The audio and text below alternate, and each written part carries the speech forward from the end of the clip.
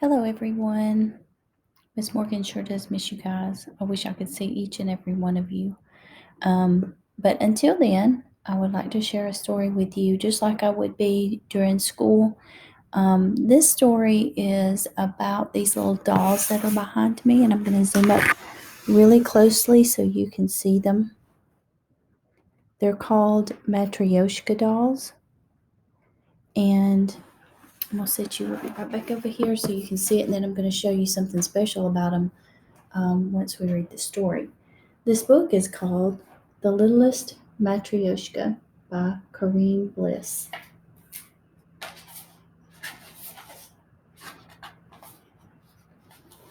In a small shop in a snowy village in Russia, Nikolai, the doll maker, was carving his last Matryoshka. From one piece of soft wood, he shaped 6 nesting dolls, each one fitting inside the other. They all opened in the middle and were hollow inside except for the littlest. She was the size of a bumblebee, and she was made of the heart of the sweet-smelling wood. Nikolai painted each doll's black shining hair and black shining eyes. He painted each doll's red dress and yellow shawl. He painted a fancy flower on the front of each doll's white apron and a smile on each doll's face. "You are 6 sisters," he said, as he set them along the workbench in a line from biggest to littlest, and he named each one, touching his finger to the top of her head: Anna, Olga, Varga, Vanda, Nadia, and Nina. Then he tucked them one inside the other. He put Nina inside Nadia, Nadia inside Vanda, Vanda inside Varga, Varga inside Olga, and Olga inside Anna. Anna had a pedestal base, so she would not fit inside any other doll. She had the fanciest flower on the front of her apron and the wisest look in her eyes. "Goodbye, Anna," said Nikolai as he kissed her forehead. "Keep your sisters safe inside you, and may you find a happy home." Then he sent the Matryoshka off to a toy shop in America.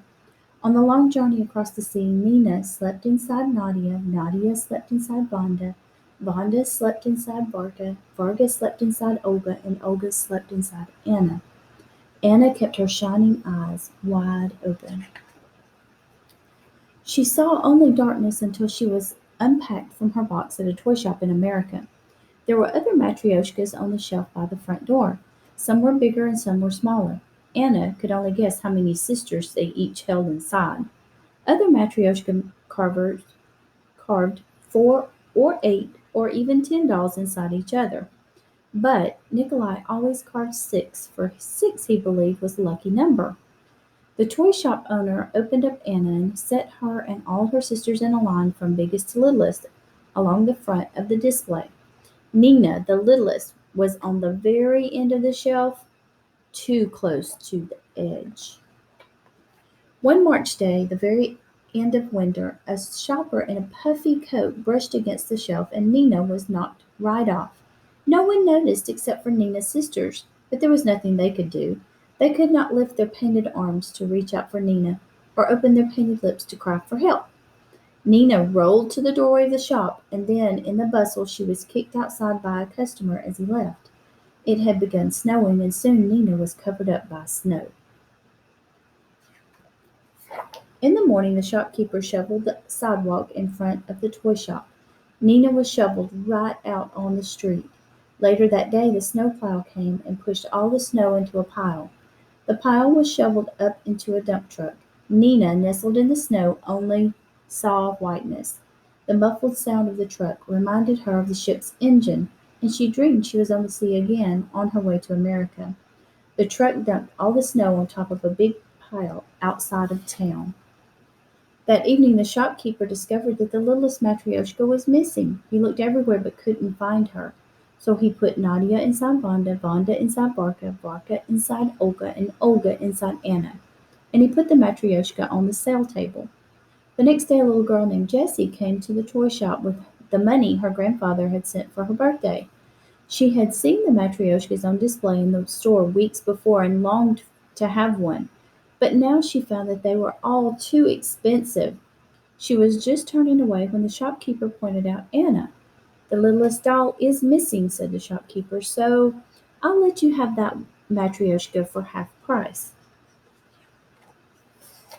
Jessie had just enough money to buy the Matryoshka.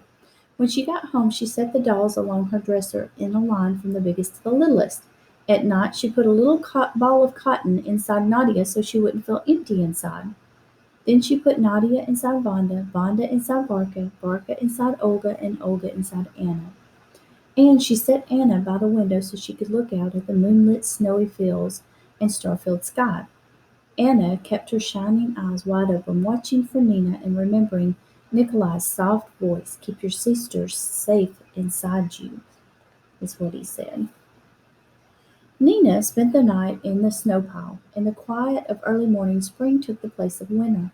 The sun came out and the great thaw began. The snow above Nina started melting, and soon she could see sunlight making its way through the icy crystals.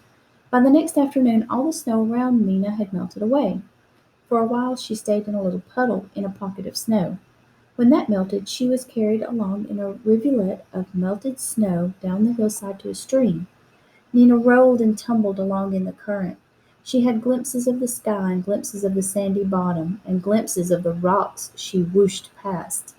A roar in the distance got louder and louder. It wasn't a truck or the engine of a ship. It was a waterfall. Suddenly Nina was caught in a rush of water, and then she flew off into space and came down in a foaming surf. She was pounded deep in the water, but popped up and was carried off downstream once again. The stream widened and branched in two. Nina traveled up one fork to an inlet. She floated gently along in the slow current. A great blue heron, this bird, back from the south, now that the ice had melted, was hunting in the shallows. He spotted Nina and snapped her up. When he discovered she wasn't anything to eat, he flicked her away. She landed in a cluster of oak leaves on the shore. It was good to be on land again, and Nina was happy that she had come to rest face up, so she could watch the darkening sky and the arrival of the moon and stars. She thought about Nadia and Vanda, Varga, Olga, and Anna. The face in the moon reminded her of Anna's face, brown and wise, and she felt comforted. In the morning a squirrel came foraging along the leaves. He mistook her for a nut, snatched her up, and dashed off with her to his nest in the eaves of an attic. When he saw that she was only a piece of wood, he shoved her out of the nest, and she fell to the roof of the porch below. She rolled down the slope of the roof into the rain gutter and then tumbled down the copper drain pipe. So she went rolling down out, out the drain pipe. A cat dozing in a patch of sunlight at the corner of the porch was startled by the sound. He opened his eyes just as Nina rolled out the end of the drain pipe. He pounced at her, and when Nina rolled away, he pounced again. A little girl was just coming out of the house. Her eye was caught by the red of Nina's dress. "What have you got there?" she asked the cat as she bent down to look. She picked up the littlest Matryoshka. "Oh, you found us!" she cried to the little girl, and the little girl was Jessie. She ran upstairs to her bedroom. She wiped Nina carefully with a handkerchief and placed her in a circle with her sisters so Nina could see them all and they all could see her. How they rejoiced to be together again. That night Jessie removed the cotton ball from Nadia. She put Nina inside Nadia, Nadia inside Vanda, Vanda inside Varka, Varka inside Olga, and Olga inside Anna. "Now your sisters are safe inside you," Jessie said, and she kissed Anna on her forehead. Anna smiled the smile that had been painted on by Nikolai the dollmaker in Russia so long ago.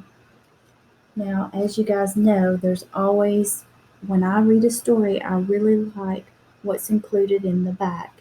And it gives us a history about Matryoshka dolls and nesting dolls.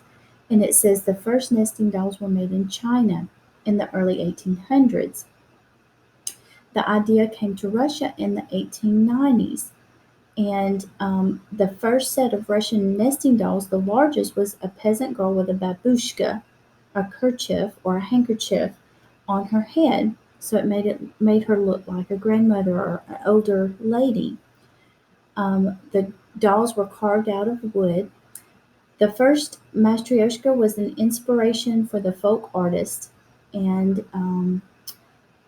many regions of Russia took up the art, which in each developed a particular style. Most of the dolls are little girls, but some of them have families, characters like Santa Claus, or they could be animals.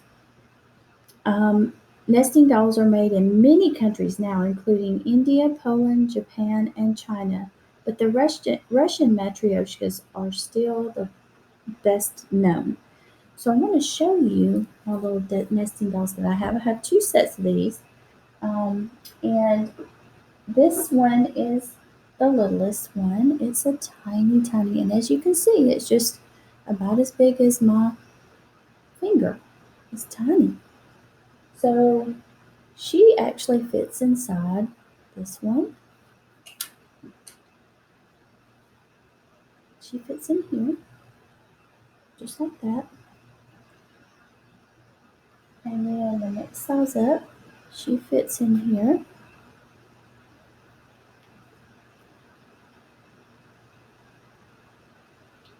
And this one fits in here, all the way up to the big one, to the big sister. There she is. And then this one, remember it talked about the biggest one having a pedestal so she wouldn't fall off the shelf. This one's a little bit harder to open. Do you hear that pop? So this little lip right here actually keeps her from falling off of any shelf and keeping all the other dolls safe.